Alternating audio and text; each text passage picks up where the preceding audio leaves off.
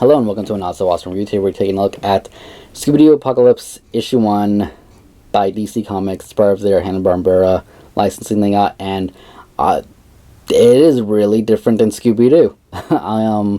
I don't know what I was expecting. I mean, I saw the cover, you can see the cover here, and, you know, everybody looks the same, yet very different. They do not look like they do in any of the shows. Shaggy has this weird mustache thing going on with this long goatee, and his hair is all crazy. He's got tattoos.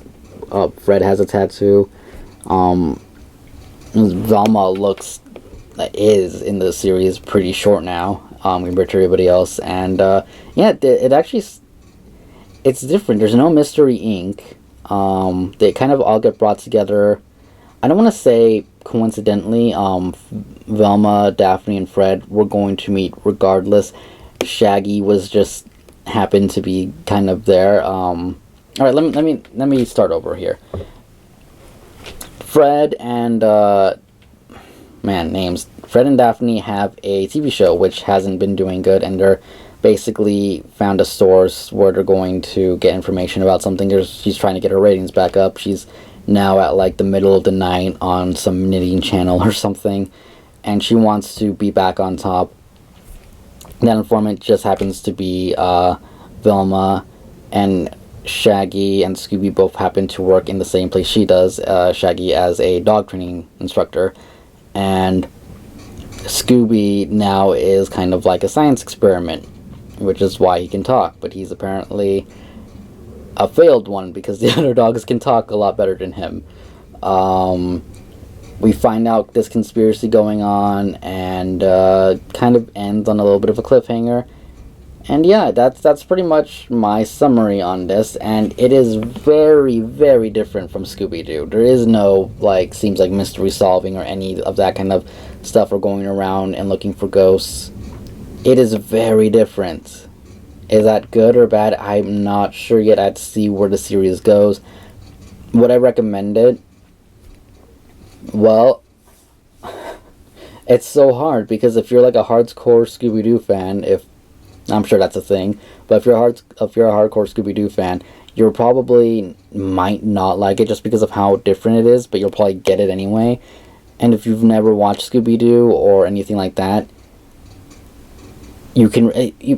it's so hard to say, because it doesn't really even have to be Scooby-Doo. You can replace all four of these characters and leave Scooby as a different dog, and basically it's the same thing. You really wouldn't know that it's a different comic book. You wouldn't know that it's Scooby-Doo. And I feel like that's not a good thing. The characters act like how they would act. Scooby talks the way he would, talk, but really, keep the same storyline and replace it with four different people and a different dog that talks slightly different, and you wouldn't even know that it's Scooby-Doo. Maybe the talking dog would give it away a little bit, but not much. And that is the kind of, I don't know, that doesn't seem like a good thing to me, you know what I mean? I want to give this a 3 out of 5. It wasn't bad. It was a decent read, but it just was not Scooby-Doo. Like I said, the characters more or less act the way you would expect them to, but they don't know each other. Fred is kind of, I'm not going to say the comic relief, but he's kind of like, yeah, a little bit. He's kind of funny. Shaggy and Scooby both still like food. Velma is still smart. Daphne, I don't even know what to say about Daphne. She wants to be famous. But yeah, the art is decent. Jim Lee did do the character design, but like I said, I'm not, even by looking at it, you can see that it's Scooby-Doo, but at the same time, I don't know, change the outfits on everybody, and you have a group of people who are just different.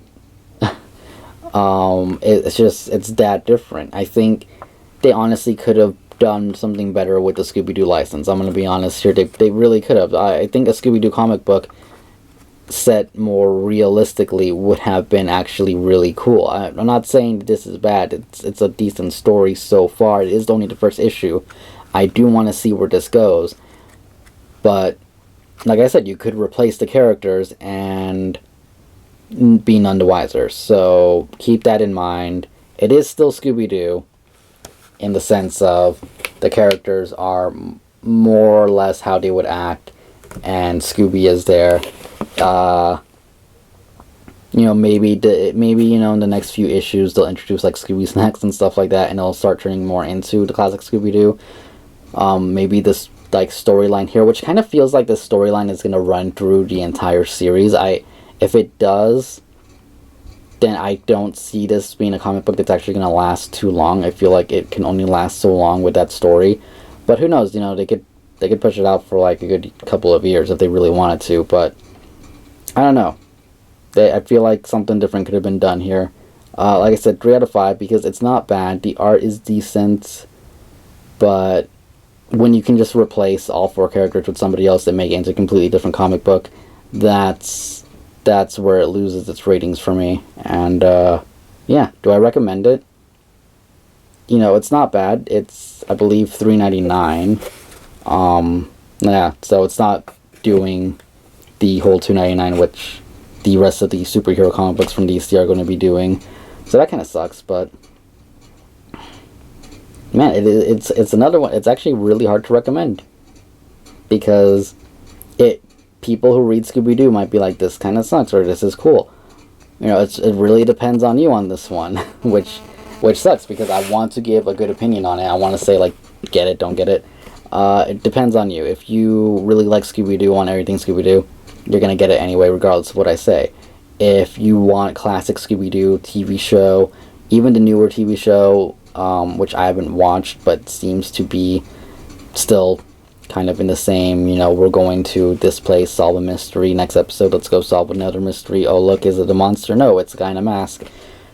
Well, you're not gonna get that here, at least right now. And I don't think we're gonna be getting that at all in the series. So, it might not be for you. If you want something different with Scooby-Doo characters in it, then sure, go ahead. That is my best advice for this. Anyways, hope you guys enjoyed this review. If you did, hit the like button, comment down below, subscribe for more, maybe, possibly. And, yeah, I'll see you guys later. Thank you for watching. Goodbye.